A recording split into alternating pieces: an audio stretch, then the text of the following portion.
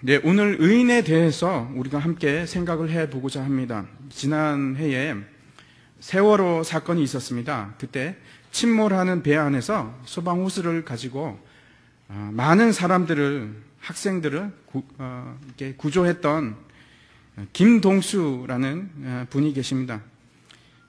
이분을 이제 세간에서는 세월호의 의인이다라고 얘기를 하십니다. 이분이 이제 지금 50살입니다. 50살인데 제주도에서 사십니다. 얼마 전에 이제 뉴스에 이분의 기사가 떠서 제가 읽어보았습니다. 손목에 이제 자해를 해서 자살을 하기 위해서 이렇게 손을 그었던 것 같습니다.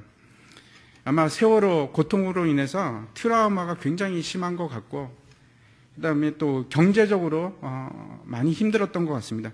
세월호가 이제 침몰할 때 그 안에 이분의 이제 화물차가 같이 있었는데 그게 한 1억 상당 하는데 함께 깔아앉았습니다. 그래서 지금까지 보상도 제대로 받지도 못하고, 그 다음에 트라우마 치료하느라고 계속 왔다 갔다 하고, 계속해서 이제 세월호 창문에 매달려 있던 단원고 아이들의 모습이 계속 떠오른다고 합니다.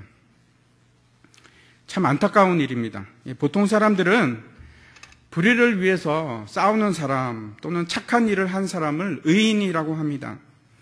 제가 이 뉴스를 보고서 의인이라는 것이 인간 생명에 달려있다 하는 어떤 뉘앙스를 느끼면서 이게 참, 이게 이 의미를 어떻게든 사람들이 조금씩은 알고 있구나 하는 생각을 가지게 되었습니다. 근데 참 아이러니컬하게도 이 김동수라는 분은 20명의 생명을, 귀한 생명을 구했음에도 불구하고 지금은 자기 자신을 구할 수가 없습니다. 참 안타깝습니다. 여러분, 한번 생각을 같이 해보려고 합니다. 선한 일을 행한 사람도 죽어서는 지옥에 갈까요? 이렇게 착한 일을 하고 많은 생명을 구한 사람도 죽으면, 제가 얘기하는 것은 이분을 잘 알지 못합니다. 그런데 이제 예를 들어서 말하는 겁니다. 이분이 만약에 지옥을 간다고 한다면 여러분은 어떻게 생각하시겠습니까?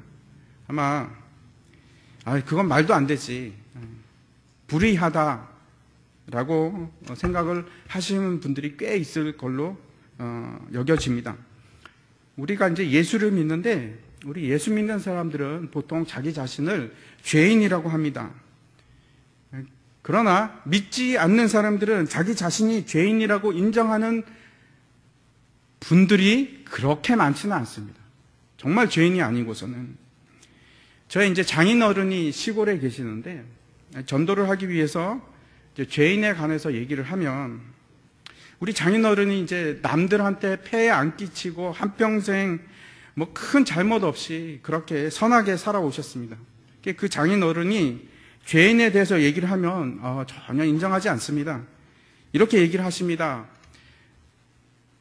나처럼 살아봐라. 세상에 법 없어도 살제. 그러면서 인정을 하지 않습니다. 그러나 제가 말씀드리는 것은 예수를 믿는다고 하는 사람들 중에서도 자기 자신이 죄인이라는 사실을 잘 모르는 사람들이 있습니다. 저도 그럴 때가 있었습니다. 이렇게 생각을 합니다. 사람들이 거짓말을 하거나 싸움을 하거나 미워하거나 부모님 속을 좀 썩였다. 그래서 나도 죄인이지 하는 생각에 머물러 계신 분들이 참 많이 있습니다. 당신은 죄인입니까? 그러면 저도 죄인이죠. 제가 뭐 선하게만 살고 살았겠습니까? 거짓말도 좀 하고 그렇게 살았습니다. 라는 대답을 하신다는 겁니다. 제가 한번 여러분에게 질문을 드리겠습니다. 여러분은 왜 내가 죄인이라고 생각을 하십니까? 왜 나는 죄인일까? 하는 의문을 한번 가져보시기 바랍니다. 살인을 해서 그런가? 내가 거짓말을 해서 그런가? 물론 거짓말하고 미워하고 싸우고 불순종하고 하는 것은 죄라고 할 수 있습니다. 그러나 엄밀하게 따져서는 죄의 열매입니다. 성경이 말하는 죄라는 것은 좀 더 본질적인 것을 얘기합니다. 마태복음에 보면은 나무에 관한 이야기가 나옵니다. 제가 한번 읽어보도록 하겠습니다. 7장입니다. 그들의 열매로 그들을 알지니 가시나무에서 포도를 또는 엉겅퀴에서 무화과를 따겠느냐. 이와 같이 좋은 나무마다 아름다운 열매를 맺고 못된 나무가 나쁜 열매를 맺나니 좋은 나무가 나쁜 열매를 맺을 수 없고 못된 나무가 아름다운 열매를 맺을 수 없느니라. 좋은 나무는 당연히 아름다운 열매를 맺고 못된 나무는 나쁜 열매를 맺는다는 겁니다. 그럴 수밖에 없다는 겁니다. 들포도나무가 있다고 합시다. 그럼 우리는 잘 압니다. 이 나무가 들포도나무야 하고 확인할 수 있는 것은 어떻게 확인을 합니까? 포도송이가 열리면 압니다. 포도송이가 열렸는데 볼품없고 먹기 힘든 들포도송이가 열리면 우리가 뭐라고 합니까? 아, 저거는 들포도나무야. 그냥 포도나무가 아니야. 이렇게 압니다. 그 들포도나무가 들포도를 한 송이 열었건 100송이를 열었건 상관이 없습니다. 한 송이만 열어도 이 포도나무는 들포도나무이고 100송이의 나쁜 열매를 맺었어도 들포도나무는 똑같습니다. 다시 말씀드리겠습니다. 제가 말씀드리는 것은 사람이 아무리 작아도 심지어 한 개의 죄를 범한다고 할지라도 죄의 열매를 맺는다고 하면 왜 그렇습니까? 그 나무가 나쁜 나무이기 때문에 그렇습니다. 들포도 나무이기 때문에 들포도가 열리는 겁니다. 죄의 열매가 무지하게 많아서 그 나무는 못된 나무가 아니고 한 개라도 열리기만 하면 우리는 금방 압니다. 아, 그거는 못된 나무야. 그 나무의 죄의 속성은 못된 겁니다. 나쁜 겁니다. 그래서 이렇게 나는 지금 들포도가 하나밖에 안 열렸어. 나는 죄를 요것밖에 안 지었어. 아, 옆에 보니까 이 사람은 죄가 그냥 주렁주렁 달려있어. 그러면 이 사람이 얘기할 수 있습니까? 너는 죄인이야. 나는 괜찮아. 이렇게 얘기할 수가 없다는 겁니다. 왜냐하면 내가 나쁜 나무이기 때문에 내 결과가 죄의 열매로 나오는 겁니다. 그것이 하나이든 100개이든 상관이 없습니다. 왜 그러냐 하면 우리의 뿌리가, 모든 사람이 그렇습니다. 우리의 뿌리가 죄의 본성을 가지고 있으면 열리는 것은 죄가 열립니다. 아직도 아마 동의를 못 하시는 분들이 아마 계실 겁니다. 그 에스겔서에 보면은 유명한 의인 3명을 언급하고 있습니다. 여러분 혹시 아십니까? 그 3명이 나오는데 구약의 인물들입니다. 한번 생각해 보시기 바랍니다. 제일 먼저 언급된 사람이 노아입니다. 노아고, 두 번째 언급된 사람이 다니엘, 그리고 세 번째가 욥입니다. 이 세 사람은 누구나가 다 인정하는 의인들입니다. 그런데 그 중에서 오늘 욥에 대해서 잠깐 이야기를 하려고 합니다.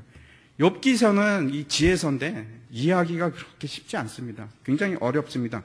그 중에 이제 욥기를 읽다 보면 마지막 부분에 가면은 두 이상한 동물이 등장합니다. 40장과 41장에서 등장하는데 하나님께서 욥에게 깨달음을 주기 위해서 이제 질문을 하시는 과정에서 두 마리의 짐승이 등장합니다. 40장에 등장하는 인물은, 짐승은 이름이 뭐라고 하냐면 베헤못이라고 합니다. 근데 옛날에는 이 베헤못이 우리말 성경에 어떻게 번역이 되었냐면 하마라고 번역이 되었었는데, 아무래도 그 내용을 읽어보면 하마라고 하기에는 뭐 좀 이상합니다. 사실 베헤못이라는 단어가 이 세상에서 그 뜻이 무엇인지 아는 사람은 아무도 없습니다. 복수형인데 왜 복수형을 썼냐면, 근데 단수로 취급을 합니다. 왜 그러냐면 굉장히 크다는 의미입니다. 굉장히 커서 거대 복수라는 개념이 있는데 복수를 취해서 베헤못이라고 합니다. 이 베헤못이라는 단어는 성경에서 단 한 번만 나옵니다. 그래서 아무도 그 뜻을 모릅니다. 이 베헤못의 동물의 특징을 한번 40장부터 제가 15절부터 18절까지 말씀을 한번 제가 읽도록 하겠습니다. 이제 소같이 풀을 먹는 베헤못을 볼지어다. 내가 너를 지은 것 같이 그것도 지었느니라. 그것의 힘은 허리에 있고 그 뚝심은 배의 힘줄에 있고 그것이 꼬리치는 것은 백향목이 흔들리는 것 같고 그 넓적다리 힘줄은 서로 얽혀 있으며 그 뼈는 놋관 같고 그 뼈대는 쇠 막대기 같으니. 이 특징 중에 일부분입니다. 한번 보시기 바랍니다. 소처럼 풀을 먹습니다. 그리고 그 힘은 허리에 있습니다. 그 뚝심은 배에서 나온다고 합니다. 그리고 꼬리치는 것이 백향목 같다고 얘기합니다. 그게 무슨 말이냐면 백향목이 굉장히 큰 나무입니다. 주로 이제 기둥을 만들 때 쓰는 나무인데 그것을 막 흔드는 것처럼 꼬리가 굉장히 크다는 겁니다. 그리고 이제 그 뒤에 보면 계속해서 뭐가 나오냐면 이 짐승을 먹이기 위해서 하나님이 산을 준비하는데 대식가죠. 그 풀을 먹는 짐승인데 산을 그냥 통째로 다 먹어버릴 정도로 대식가입니다. 그리고 이제 먹고 나서는 이제 늪이나 이런 데가서 물에 아마 체중이 많이 나가니까 그런 것 같습니다. 그러니까 물 속에서 엎드린다 이렇게 되어 있습니다. 그리고 이 짐승이 얼마나 크냐면 그 요단 강물이 범람해서 막 물이 막 창일할 때도 불구하고 이 덩치가 너무 커서 끄떡하지 않는다는 겁니다. 그리고 이제 하나님께서 말씀하시기를 창조하신 것 중에 으뜸이라 제일 으뜸 최고다 이렇게 얘기를 하십니다. 초식 동물 중에서 이제 몸집이 굉장히 크고 그다음에 이제 꼬리가 커서 어마어마한 꼬리를 가지고 있고 그 뼈대가 쇠막대기 같이 단단하고 이게 녹관 같다고 하는데 노수로 만든 이 파이프 같다는 겁니다. 그 정도로 튼튼하고 야 이런 동물이 무엇일까? 여러분은 어떻게 생각하십니까? 어떤 동물이라고 생각하십니까?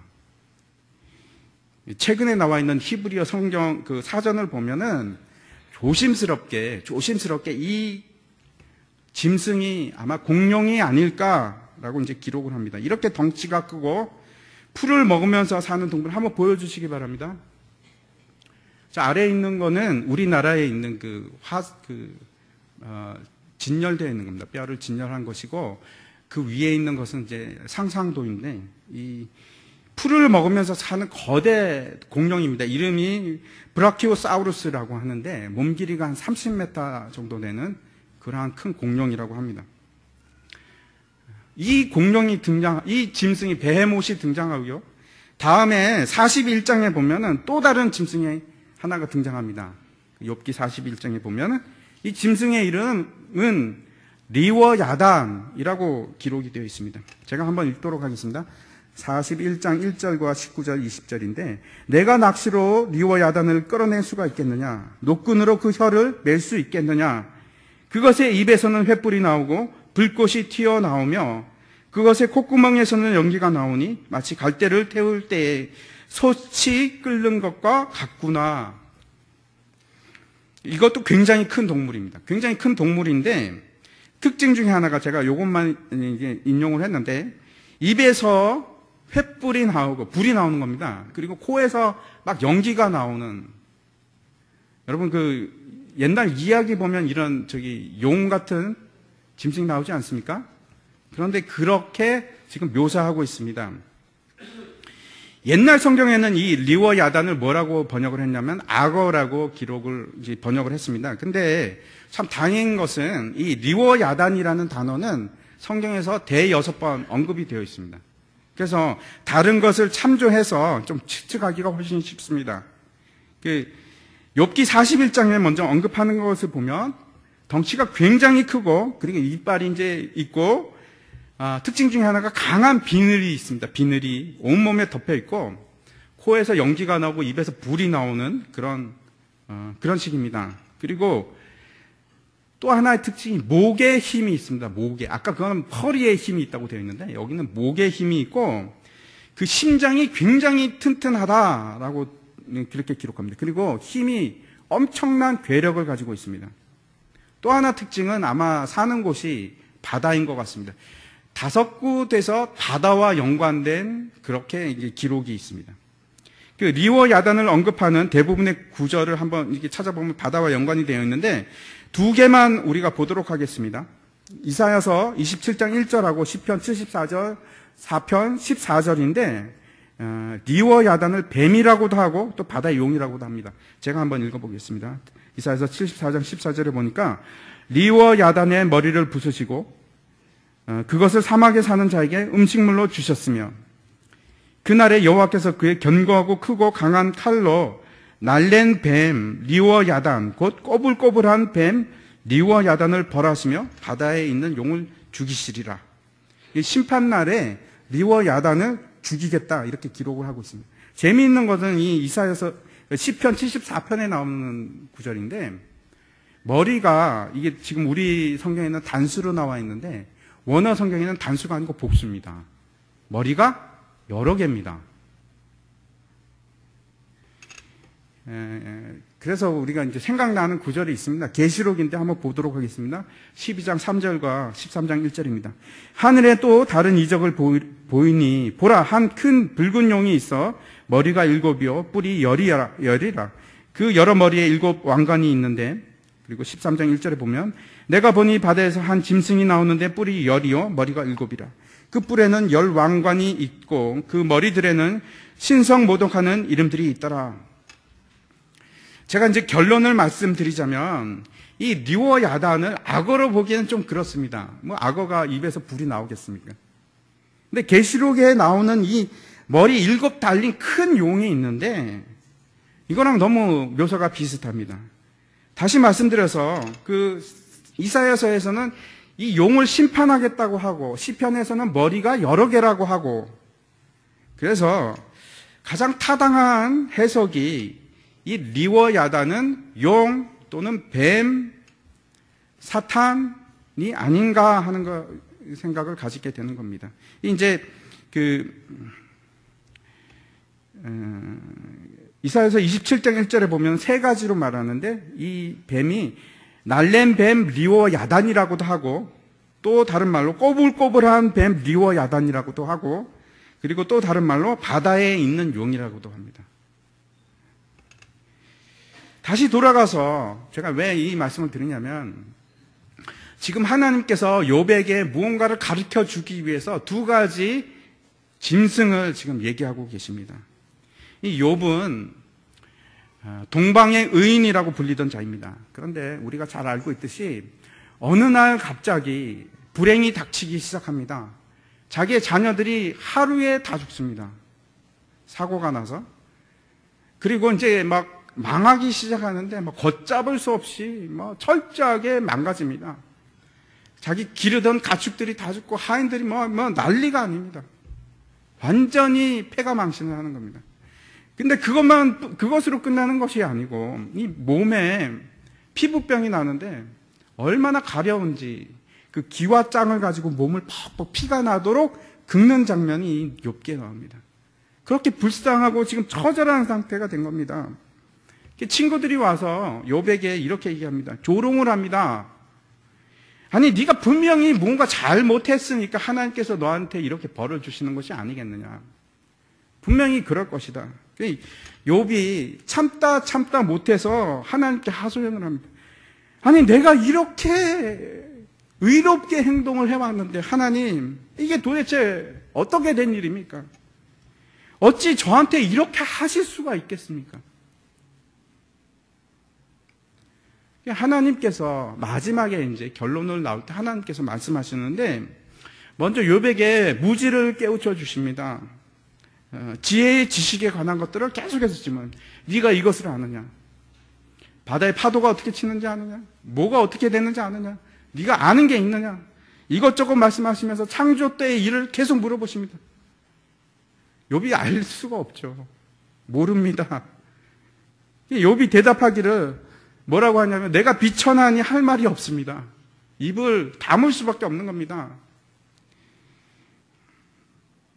그러자 하나님께서 말씀하시는 것이 뭐라고 하냐면 네가 네 의를 세우기 위해서 나를 악하다 하고 하느냐 이렇게 질문합니다. 한번 보시기 바랍니다. 40장 8절입니다. 제가 읽도록 하겠습니다. 욥기 40장 8절인데 내가 내 공의를 부인하려느냐? 내 의를 세우려고 나를 악하다 하겠느냐? 이렇게 묻습니다. 다시 말씀드려서 네가 의롭다라고 하는 말을 하기 위해서 내가 악하게 되겠느냐? 하는 말이고, 여러분, 이게 굉장히 중요한 말입니다. 다시 제가 말씀드리면, 내가 의롭다 하는 것이 곧 하나님을 뭐라고 하는 게 된다는 거죠? 악하다 하는 것이 된다는 겁니다. 제가 12절부터 14절까지 한번 읽도록 하겠습니다. 모든 교만한 자를 발견하여 낮아지게 하며 악인을 그들의 초소에서 짓밟을 지니라. 그들을 함께 진토에 묻고 그들의 얼굴을 싸서 은밀한 곳에 둘지니라. 그리하면 내 오른손이 너를 구원할 수 있다고 내가 인정하리라. 이런 겁니다. 네가 정말 의인이며, 네가 정말 의인이 맞으면 모든 교만한 자를, 악한 자를 네가 다 심판해라. 그리고 너는 너를 스스로 구원해라. 그럴 수 있으면 내가 너를 의인이라고 해주겠다는 겁니다. 쉽지 않죠? 무슨 말인지 쉽지 않죠? 다시 말씀드려서 네가 스스로 악을 완전히 정복할 수 있으면, 그리고 너를 구원할 수 있으면, 네 자신을 구원할 수 있으면 나 하나님이 너를 의롭다 하겠다라고 지금 얘기하시는 겁니다. 그러면서 교만의 대표가 되는 두 짐승을 얘기를 하는 겁니다. 첫 번째가 베헤못이고, 모든 창조물 중에서 가장 으뜸이 되는 거, 모든 창조물, 피조물, 이 자연계 안에서 가장 힘센 것을 얘기를 하고, 두 번째는 영계에 있어서 가장 힘센 사탄을 얘기를 합니다. 교만의 대표입니다. 앞에서도 제가 찾아보지는 않았지만 리워 야단을 얘기할 때 꼭 나오는 단어가 있습니다. 교만입니다. 이 교만의 왕이 사탄 아니겠습니까? 근데 이렇게 얘기하시는 겁니다. 욥아, 네가 정말 의인이라면 네가 베헤못도 길들여야 하고, 네가 정말 의인이라면 리워 야단도 네 앞에서 복종을 해야 된다. 이런 말입니다.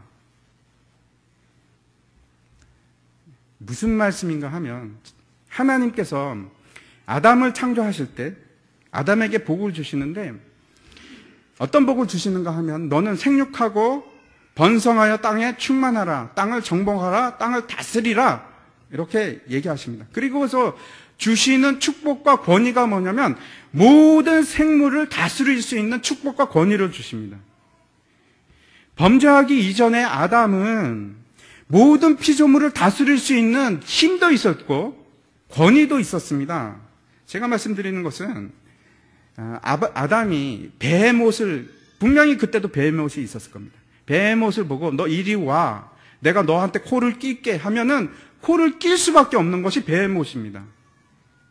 그리고 심지어는 리오와 야단도 복종시킬 수가 있는 그러한 상태였습니다. 아담이 모든 피조물을 다스릴 수 있는 그러한 권위를 받았는데도 불구하고 이런 겁니다. 아담은 베헤못이든 리오 야단이든 다스릴 수 있는 존재였는데, 그것이 하나님의 나라, 하나님의 왕국에 있기 때문에 그 일이 가능한 것입니다. 인간은 원래 천사도 부러워하는 존재였습니다. 그래서 타락한 천사마저도 부러워하고 순종할 수 없고 복종할 수밖에 없는 그러한 존재가 인간인데, 그것은 의인일 때 그렇다는 겁니다. 죄가 없을 때. 지금 하나님께서 욥에게 요구하시는 것이 이겁니다. 너 베헤못 있잖아, 네가 복종시켜봐. 리워 야단, 네가 정말 의인이라면 리워 야단이 너 앞에서 복종할 거야. 사탄마저도 너한테서 복종할 거야. 네가 의인이라면. 모든 피조계가 너한테 복종할 수밖에 없어. 우리는 다스리는 그런 의인이라면, 우리가 원래 창조된 것은 그렇게 모든 것을 다스리도록 만들어진 겁니다. 만약에 네가 그렇게 복종을 시키면 하나님께서 욥에게 이렇게 얘기합니다. 내가 너를 의인으로 인정하겠다. 네가 네 스스로를 구원할 수 있다고 말하겠다. 잘 들으시기 바랍니다. 하나님께서 지금 뭐라고 얘기하시는 거냐 하면, 의인이라는 것은 하나님의 정의입니다. 의인이라는 것은 자기 자신을 모든 악에서 구원할 수 있는 존재가 의인입니다. 사람들의 기준에 있어서는 욥은 의인입니다. 다른 사람보다 착하기 때문에 의인입니다. 그러나 하나님의 기준에 있어서는 그것으로 따지는 것이 아니고 자기 자신을 구원할 수 있는 자가 의인입니다. 자기 의로 자기를 구원할 수 있는 자. 이것을 제가 분명히 너무나 중요한 겁니다. 이것을 분명히 하기 위해서 제가 앞에 말씀드렸던 죄의 열매 대해서 다시 말씀드리겠습니다. 욥은 그래서 의인입니까? 죄인입니까? 죄인입니다. 욥은 자기 스스로를 구원할 수가 없어요. 베헤못을 복종시킬 수도 없고 리워야단을 복종시킬 수도 없는 겁니다. 우리가 죄에 대해서 분명히 알아야 할 것이 있습니다. 여러분, 과일을 먹는 것이 죄가 될 수 있을까요? 여러분 어떻게 생각하십니까? 먹는 게 죄가 될 수 있습니까? 예, 죄가 될 수 있습니다. 하나님께서 에덴 동산을 만드시고 아담에게 모든 것을 다 통치하게 하시고 다 허락하셨습니다. 자유를 주셨습니다. 그런데 딱 한 가지, 완전한 자유에 있어서 딱 한 가지만 금지사항이 있었습니다. 선악과를 먹지 말라. 먹을 때는 네가 정령 죽으리라. 이렇게 말씀을 하십니다. 우리가 이렇게 생각할 수가 있습니다. 아니, 이거 하나님 너무한 거 아닙니까? 그 과일 하나 먹는데 어떻게 그 벌로 죽음을 주실 수 있어요? 아니, 그거는 심하지요. 하나님, 그거는 아닙니다. 이게 제가 평생 살아서 그런 죄 때문에 죽는다는 것은 이해가 안 갑니다. 라고 여러분 생각하시지요. 뱀이 와서 하와와 아담을 유혹하기 시작합니다. 야, 이거 먹어봐. 이거 좀 먹는다고 네가 죽겠냐? 절대 안 죽어. 이거 먹으면 네 눈이 밝아져서 하나님처럼 돼. 하나님이 그걸 너희들한테 숨기는 거야. 이거 먹기만 하면 눈이 번쩍하면서 너도 하나님처럼 돼. 하나님께서 자기처럼 될까 봐 못 먹게 하는 거야. 괜찮아, 먹어. 하와가 그 유혹에 넘어갑니다. 먹음직스럽고 보암직스럽고 먹으면은 지혜가 있을 만한 그런 겁니다. 여러분, 여기서 생각해 보시기 바랍니다. 하와가 왜 따먹었습니까? 예? 하나님처럼 되기 위해서, 하나님 같이 되기 위해서 먹은 겁니다. 이걸 먹으면은 내가 하나님이 될 수 있을까? 이제 하나님 아래에서 내가 사는 게 힘들어. 나는 하나님과 대등한 존재가 되고 싶어. 하나님의 간섭을 받지 않는 자유인이 되고 싶은 겁니다. 여러분, 그 선악과를 따먹는 죄는 그 따먹는 자체가 문제가 되는 것이 아니고 하나님을 떠나는 죄입니다. 하나님을 떠나는 죄입니다. 이것을 반란이라고 합니다. 모반이라고 합니다. 하나님을 왕으로 모시기 싫다는 겁니다. 이게 여러분 죄의 본질입니다. 하나님이 왕이 아니고 내가 스스로 높아져서 하나님 위치에 나를 두고자 하는 그 마음이 죄의 핵심입니다.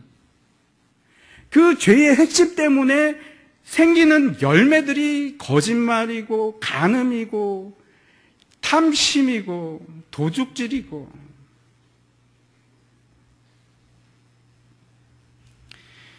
하나님을 왕으로 모시기 싫어서 내가 왕이 되려는 마음이 있어서 하나님을 내 마음에 두기가 싫은 겁니다. 여러분, 이게 우리의 마음 아닙니까? 여러분 한번 생각해 보십시오. 내가 정말 하나님이 내 마음속에 찾아와서 나를 지배하는 것을 기뻐하는지, 그게 부담스럽고 싫은지, 내가 이 주일날 예배 자리에 나오는데 정말 하나님이 보고 싶어서 기뻐서 내가 왕으로 섬기기 위해서 온 건지, 아니면 마지못해서 나온 것인지, 내 마음이 어디를 향하고 있는지 한번 보시기 바랍니다. 우리가 정말 행하고 싶은 것이 무엇인지, 여러분 마음속에 남들처럼 나도 오늘 날씨 좋은데 들러 산으로 가면 얼마나 좋을까 하는 마음이 지금 아담이 얘기하는 이 모반입니다. 하나님을 왕으로 못 두겠다는 겁니다. 예를 들어서 다시 말씀드리겠습니다. 어떤 왕국이 있다고 합시다. 그 왕국에 신하나 백성이 있는데 자신이 왕이 되려고 합니다. 그래서 모반을 일으켰다고 합시다. 그러면 그 결과가 둘 중에 하나입니다. 어떻게 되죠? 죽이거나 쫓아내거나. 심지어는 그 모반을 일으킨 사람이 아무리 착하고 부모를 공경하고 거짓말을 하지 않고 성실한 사람이라고 할지라도, 그 사람이 아무리 착한 일을 많이 했다고 할지라도 그는 반역자입니다. 왕국의 입장에서 보면. 그런 것들은 아무런 의미가 없습니다. 왕을 버리고 배반한 것이 그 죄입니다. 우리가 하나님의 관계에서 끊어지는 것이 결국은 내 자리를 쫓아내고 내 마음의 자리에서 하나님을 쫓아내는 것이 하나님과 관계가 끊어지는 것입니다. 그렇게 되면 어떻게 되냐면 우리의 영이 죽습니다. 죽는다는 것이 완전히 이제 숨을 안 쉬고 이런 것이 아니고 하나님과 내가 대화할 수 있는 채널이 없어집니다. 통신이 안 됩니다. 그래서 하나님이 나에게 얘기할 수도 없고 내가 하나님의 음성을 들을 수도 없고 하나님을 사랑할 수도 없고 하나님과의 관계가 완전히 끊어진 상태가 되는 것입니다. 그것이 왜 그런가 하면 내가 하나님을 내 마음에서 싫어서 쫓아냈기 때문에. 하나님이 없다. 나는 하나님이 필요 없다. 내가 모든 것을 할 것이다. 그것이 선악과를 따먹은 죄입니다. 우리 모두는 하나님을 모반한 사람들입니다. 여러분, 하나님이 필요 없다 하는 사람은 그 왕국에서 쫓겨난다는 것은 결국 지옥을 의미합니다. 우리가 하나님을 왕으로 모시지 않으면 그 하나님의 나라에 존재할 수가 없습니다. 우리가 이제 사람을 만나면 얼마 지나면 이제 판단을 하기 시작합니다. 아, 저 사람은 뭐 괜찮은 사람이야. 내가 사귀어보니까 괜찮아. 아, 저 사람은 좀 문제가 있어. 아, 힘들어. 이렇게 얘기하기도 합니다. 정말 여러분, 정말 괜찮은 사람인지 괜찮지 않은 사람인지는 같이 살아봐야지 압니다. 제가 좀 괜찮게 보이지 않습니까? 앞에 있으니까. 근데 저랑 한 2년 살아보셔야지 제 본 모습을 볼 수 있을 것입니다. 저도 똑같습니다. 여러분, 남자와 여자가 결혼을 해서 부부가 되더라도 2년은 가면을 쓰고 살 수가 있습니다. 2년은. 다른 사람들과 지내면서 내 본 모습을 전혀 드러내지 않고 나이스하게 웃으면서 대할 수 있는 기간이 2년은 충분히 참으면서 그렇게 할 수가 있습니다. 그런데 2년이 지나면 사람의 본성이 나옵니다. 그 쓴뿌리가 나오고 죄의 본성이 드러나기 시작하는 겁니다. 그것을 우리가 단지 억누르고 억제하고 사람들 앞에서 잘 보이기 위해서 치장했을 뿐이지 내 죄의 그 열매들을 안 보여주려고 애를 쓰면서 살아가는 것 뿐이지 우리의 본성은 똑같습니다. 하나님을 싫다하고 하나님을 배반하는 사람들이 내 마음에 하나님 드는 게 그렇게 싫은 거예요.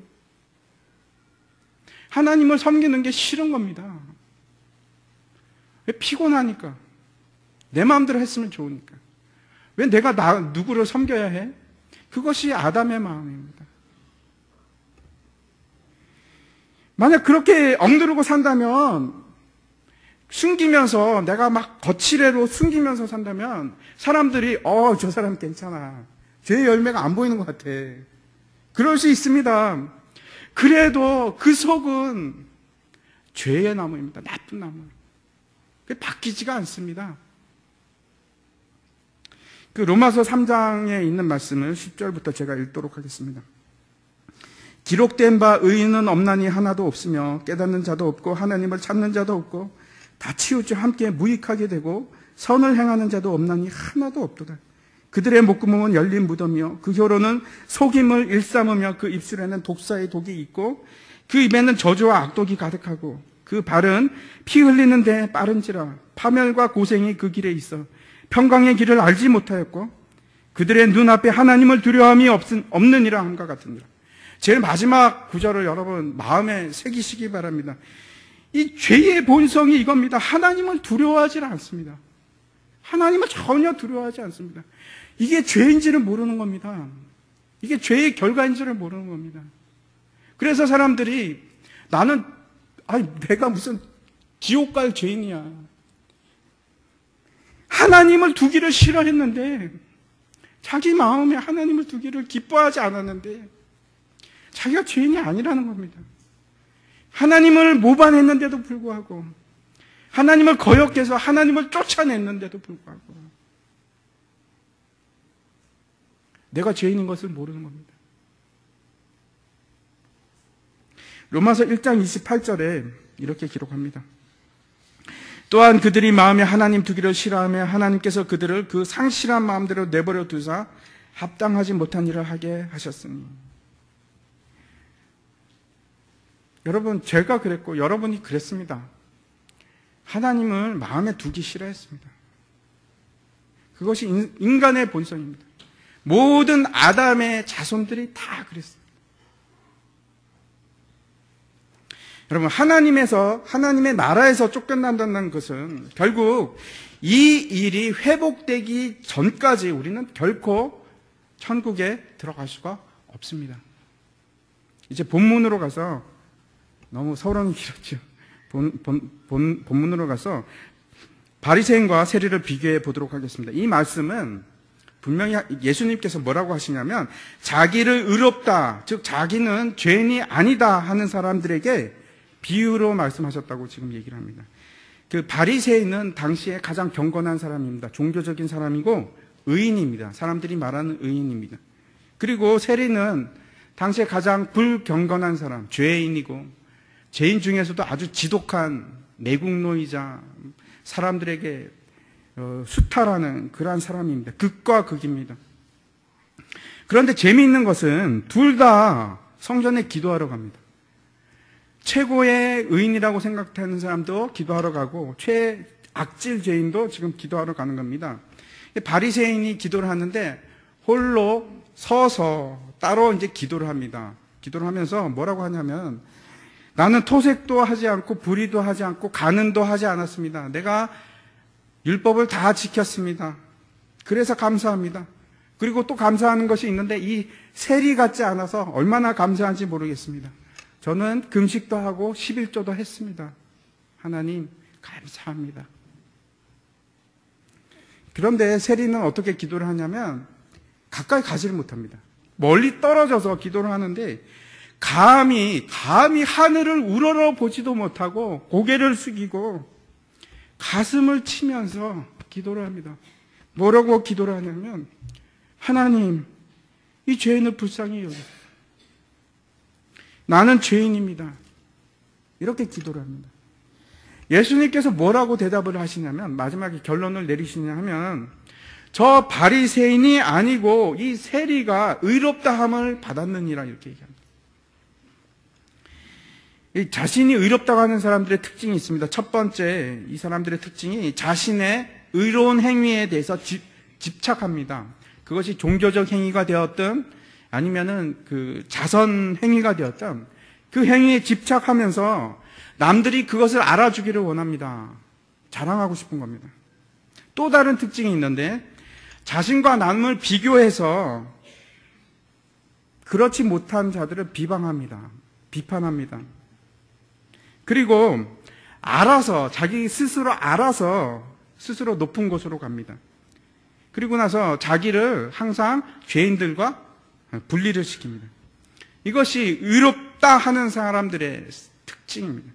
하지만 자신이 죄인이기 때문에 오히려 의롭게 됨을 입은 자, 다시 말씀드려서 은혜를 받은 자, 죄인이었음에도 불구하고 은혜를 받은 자는 어떻게 하느냐면, 첫 번째 특징이 스스로 낮아진 상태가 됩니다. 그래서 하늘을 향해서 눈을 뜰 수가 없습니다. 부끄러워서. 모든 사람들보다 자신이 비천한 사람이라고 생각을 합니다. 이것이 온유한 자의 특징입니다. 스스로 비천하다고 여기는 사람들이 첫 번째 특징입니다. 두 번째 특징이 있는데, 그 가슴에 애통함이 있습니다. 세리는 가슴을 치면서 애통해합니다. 여러분, 왜 애통해한다고 생각하십니까? 집이 망해서? 아니면 아이가 아파서? 왜 애통해하냐면 자기 속에 의의가 없어서, 하나도 내세울 의의가 없어서, 하나님 앞에 나서려고 해도 나설 수가 없는 겁니다. 의의가 없어서. 그래서 멀리 떨어져서 어쩔 줄은 몰라 하면서 기도하는 겁니다. 세 번째 특징이 있는데 이 세리가 그렇습니다. 불쌍히 여기서서 나는 죄인입니다. 자신이 죄인임을 고백하고 회개하는 사람입니다. 이것이 세 번째 특징입니다. 사람이 율법을 지키고 괜찮아 보이고 남의 것을 뺏지도 않고 간음도 하지 않고 불의도 하지 않고 음란하게 보이지도 않고 그런 사람들이 있습니다. 그런데 그런 죄의 열매가 중요한 것이 아니고 정말 중요한 것은 그의 본질입니다. 본성입니다. 죄를 고백한다는 것은, 즉 회개한다는 것은 자기의 죄된 본성을 고백하고 돌이켜서 다시 내 하나님께서 나의 왕이 되어 주십시오 하는 것이, 그것이 회개입니다. 자신이 정말 죄인이라고 여기는 사람은 남을 비방할 수가 없습니다. 내가 죄인인데. 남을 비판할 수가 없습니다. 그냥 구하는 것이 은혜입니다. 남을 비방하거나 비판하는 것은 내가 죄인이 아니라고 생각하기 때문에 그런 것입니다. 이 바리새인을 보시기 바랍니다. 남을 비판하면서 자기 자신을 내세웁니다. 높입니다. 이 모든 행위가 아직도 자기 중심이 자기가 왕이기 때문에 그렇습니다. 내 안에 왕이 하나님이 아니면 그 자리에는 내가 앉아 있는 겁니다. 당연히 높아지고자 하는 것은 내 자신입니다. 이것이 여러분 철저한 죄의 본성입니다. 철저한 죄의 본성입니다. 아직 내 나무가, 내 본성이 아직도 못된 나무라는 결정적인 증거입니다. 제가 말씀을 이제 마치려고 합니다. 여러분, 이 세상의 모든 사람들은 다 죄인입니다. 의인은 없나니 하나도 없다고 분명히 성경이 얘기하고 있습니다. 다시 여러분 자신을 보시기 바랍니다. 여러분이 거짓말을 해서 부모 말씀을 순종하지 않아서 제가 이런 말씀을 드리는 것이 아니고 여러분 철저하게 여러분의 본성이 하나님을 싫어하는 사람이었어요. 하나님을 기뻐한 적이 없습니다. 내가 하나님을 향해서 하나님만을 위해서 살고 싶어하는 그러한 마음을 가진 적이 없다니까요. 그것이 죄입니다. 그것이 모반입니다. 하나님의 나라를 거역한 죄입니다.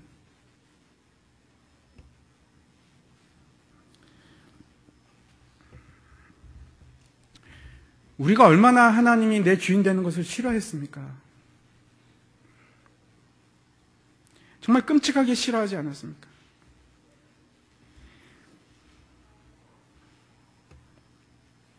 우리가 원했던 것이 하나님으로부터 멀어지는 것이었습니다. 그것이 죄입니다. 그것이 죄입니다. 세상 사람들이 알지 못하는 그것이 죄입니다. 마음에 하나님을 두기 싫어했고 내 마음에 나 자신이 왕이 되기를 원했고 그래서 우리는 죄인입니다. 하나님 앞에서 감히 눈을 들 수 없는 죄인입니다. 여러분, 죄인은 앞에서 제가 말씀드린 것을 기억하시기 바랍니다. 죄인은 절대 자기 자신을 구원할 수가 없습니다. 죄인이 되면 대못이건 리와 야단이건 우리에게 순종하지 않습니다. 욥이 아무리 의인이라고 해도 마찬가지입니다. 그 모든 악에서 스스로 구원할 수 있었던 유일한 분이 계십니다. 여러분 누군지 아시죠? 예수 그리스도입니다. 예수 그리스도는 육으로 나신 분이 아닙니다. 성령으로 나신 분입니다. 그분은 아담의 후손이 아닙니다. 족보상으로는 아담의 후손이지만 성령으로 잉태하신 분입니다. 그분은 죄의 본성을 가지고 있는 모든 아담의 후손들의 그 죄의 본성을 가지고 계시지 않는 분입니다. 그래서 오직 예수님만을 통해서 우리가 의롭게 될 수 있는 것입니다. 방법이 하나밖에 없습니다. 우리가 죄인의 자리를 벗어나는 유일한 방법은 예수님과 연합하는 겁니다. 하나가 되는 겁니다. 그 외에는 방법이 없어요.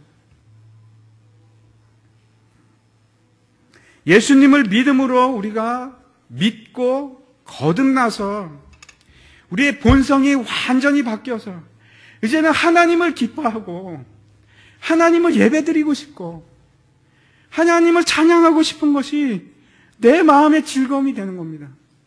그래서 이제는 내가 내 삶을 살아가는 것이 아니고 어떻게 하면 하나님을 기쁘게 하고 살아갈 것인가? 내가 어떻게 하면 하나님을 찬양할 수 있을까? 그런 마음을 가지신 분들은 지금 여러분 이제 제 본성이 바뀌신 분들입니다. 아직도 내 마음속에 세상이 걱정되면서 세상을 내가 어떻게 해서 내가 높아질까? 내가 어떻게 하면 세상에서 승리하는 사람이 될까? 하는 분들은 아직도 내 본성이 내 자리에 하나님이 왕이 아니고 내가 왕인 겁니다. 그런데도 우리가 죄인이 아니겠습니까? 그런데도 우리가 하나님 앞에서 어떻게 떳떳하게 얼굴을 들 수 있겠습니까?